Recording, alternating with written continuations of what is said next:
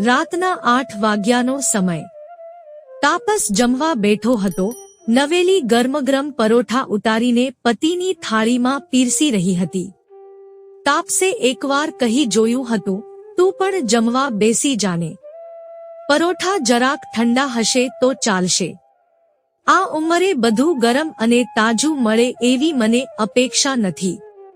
સાથે જમવાનો આનંદ કંઈક અલગ હોય છે. તમે શાંતિથી જમી લો, પછી મારે એક અગત્યની વાત કરવી છે.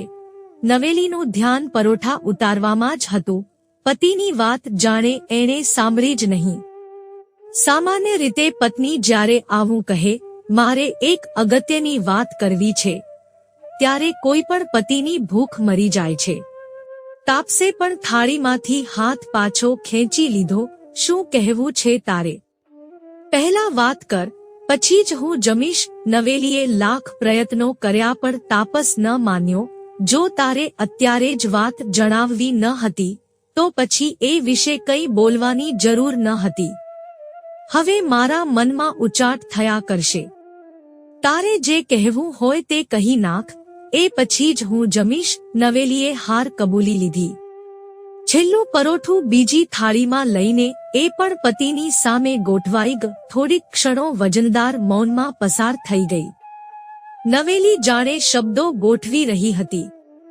તાપસ, આવતીકાલે રવિવાર છે. નિતાંત આપણા ઘરે આવવાનો છે.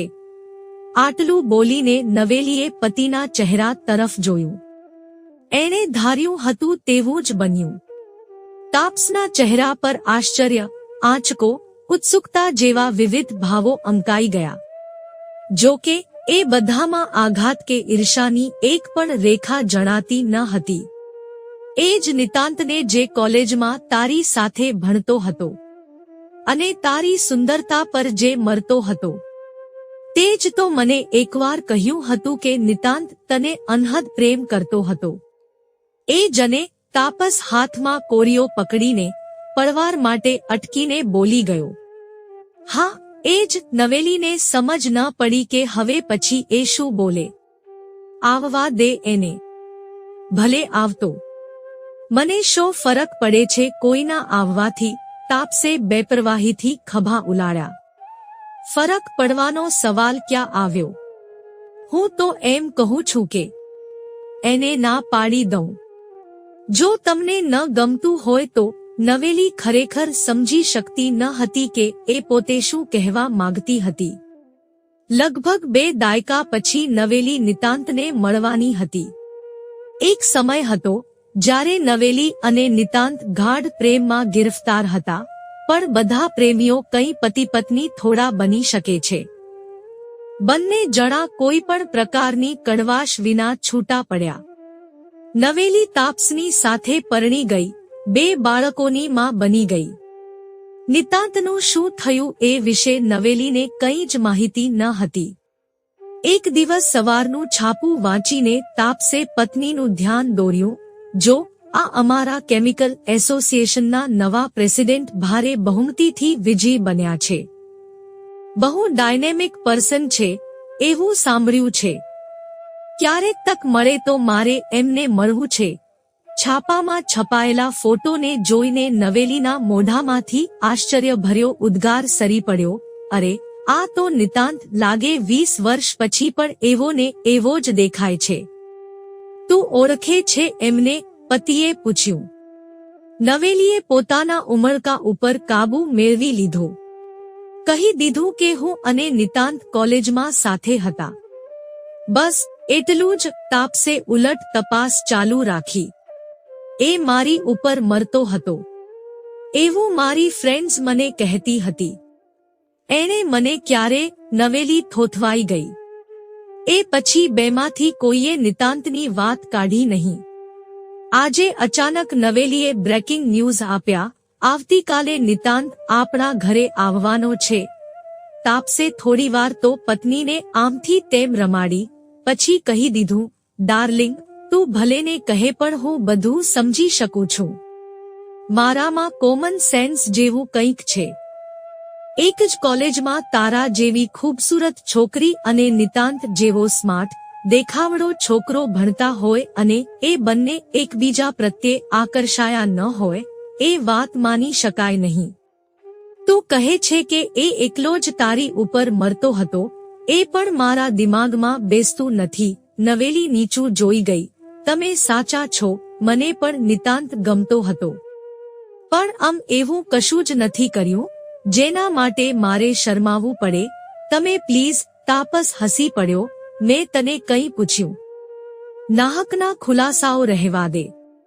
તું ક્યારેક એના પ્રેમમાં હતી અને ત્યારે હું તારી જિંદગીમાં આવ્યો ન હતો.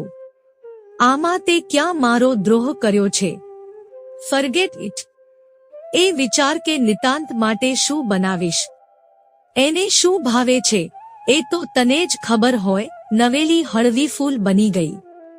એના દિલમાં કોઈ પાપ તો હતું જ નહીં.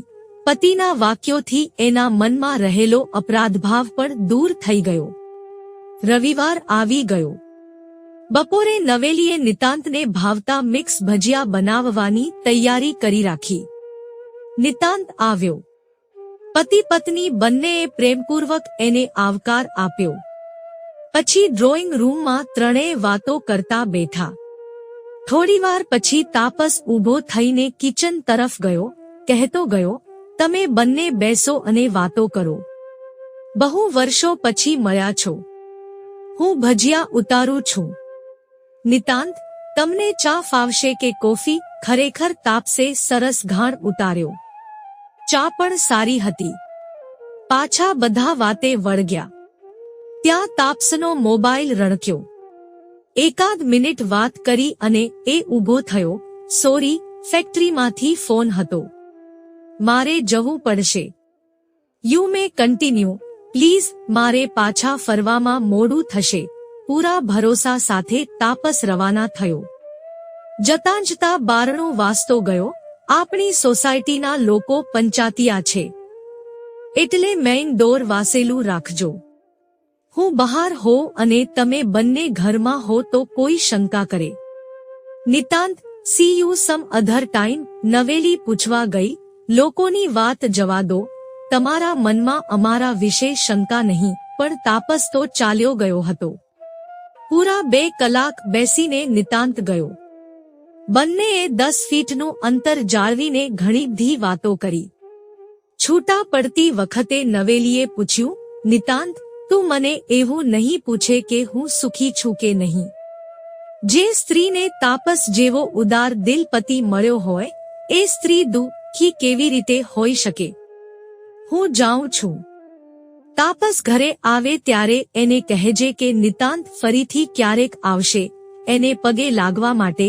રાત્રે પતિના ગાઢ આશ્લેષમાં સુખનો ઓડકાર ખાતી નવેલી પૂછી રહી હતી, તમને એકવાર પણ એવો વિચાર ન આવ્યો કે હું અને નિતાંત એકાંતમાં, જે સ્ત્રીએ 2 દાયકા સુધી મારું પડખું સેવ્યું હોય એ જો પરાયા પુરુષ સાથે જોડાય તો મારું પૌરુષ લાજે? મને મારા પડખા પર વિશ્વાસ છે અને મારી પત્ની પર પણ. પછી એ રાત ફરી એકવાર માઝમ રાત બની ગઈ.